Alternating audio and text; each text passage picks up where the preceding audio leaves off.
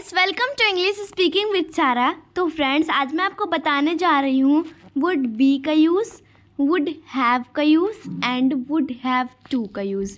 तो सबसे पहले मैं आपको बता दूँ would be and would have का हिंदी मीन्स क्या होता है। तो वुड बी और वुड हैव का हिंदी मीन्स होता है होगा, दोनों का सेम ही मीन होगा।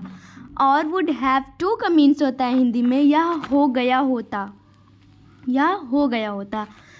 तो आपको वीडियो को स्किप नहीं करना है। अगर आपको वीडियो अच्छी लगे तो मेरी वीडियो को लाइक एंड सब्सक्राइब करना ना भूलें। Let start.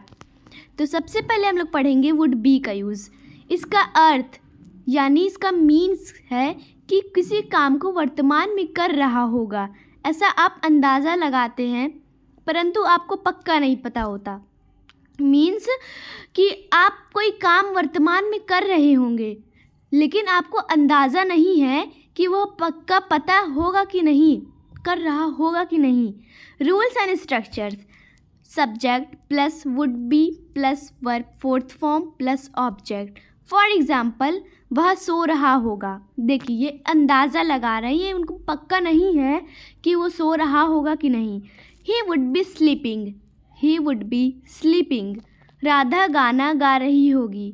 Radha would be singing song, Radha would be singing song. मैं जाग रही होंगी। I would be waking up, I would be waking up. बच्चे खेल रहे होंगे। Children would be playing, children would be playing. मैं गाना सुन रही होंगी।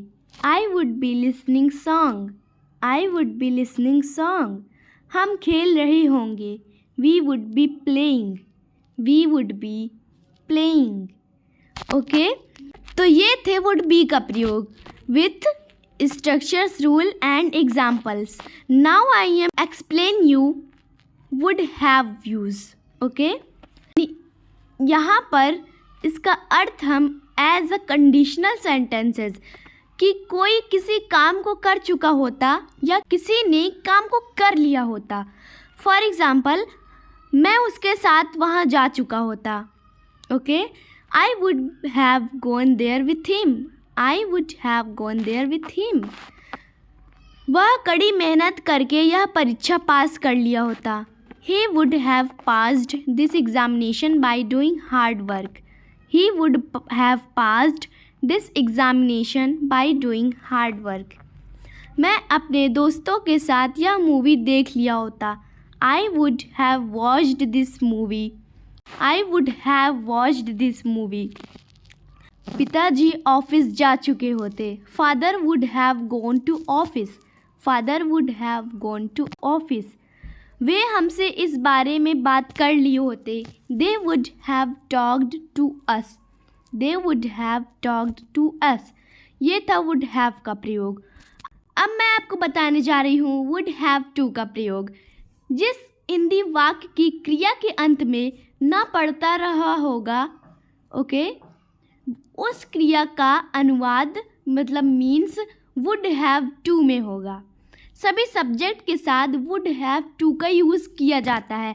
Rules and structure: subject plus would plus have plus to plus verb first form plus object. For example, मुझे दौड़ना पड़ता होगा। I would have to run, I would have to run. हम लोगों को चावल खाना पड़ता होगा। We would have to eat a rice, we would have to eat a rice. आपको खाना बनाना पड़ता होगा। You would have to cook food, you would have to cook food. आपको व्यायाम करना पड़ता होगा। You would have to take exercise, you would have to take exercise. आप लोगों को कार्यालय में काम करना पड़ता होगा। You would have to work in the office, you would have to work in the office. Ram को अध्ययन करना पड़ता होगा। Ram would have to study, Ram would have to study. उन लोगों को बर्तन साफ करना पड़ता होगा। They would have to clean vessels, they would have to clean vessels. तो फ्रेंड्स, ये थे वुड हैव का प्रयोग, वुड बी का प्रयोग एंड वुड हैव टू का प्रयोग। आपको वीडियो अच्छी लगी तो मेरी वीडियो को लाइक एंड सब्सक्राइब करना ना भूलिए। मिलते हैं नेक्स्ट वीडियो में। Thanks for watching.